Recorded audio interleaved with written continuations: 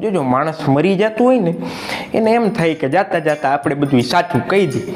તેમણે એક બેન મરણ પથારીએ પડ્યા હતા. એને એમ થયું કે આપણા ધણીથી આપણે ઘણું બધું છુપાયું છે, તો હવે જાતા જાતા ક્યાં બિચારાને બધું સાચું કહી દઈ.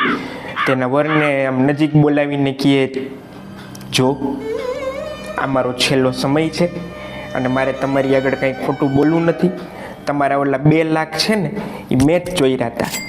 એટલે એનો પતિ કે હશે હવે અત્યારે એ બધું જવા દેવાનું, ભૂલી જવાનું. એ કે જે કાંઈ વાંધો નહીં, કાંઈ વાંધો નહીં. કે તો કે ના, મારે તમારી આગળ કંઈ ખોટું બોલવું જ નથી. કે તમારી ગેરહાજરીમાં હું સુરેશ નહીં મળતી, એની યારે મારે પ્રેમ હતો.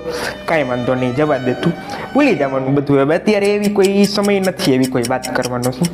અને બીજું, તમારા ઓલા 2 નંબરના પૈસા છે ને, ઇન્કમ ટેક્સવાળાને મેં જ જાણ કરી હતી ફોન કરીને.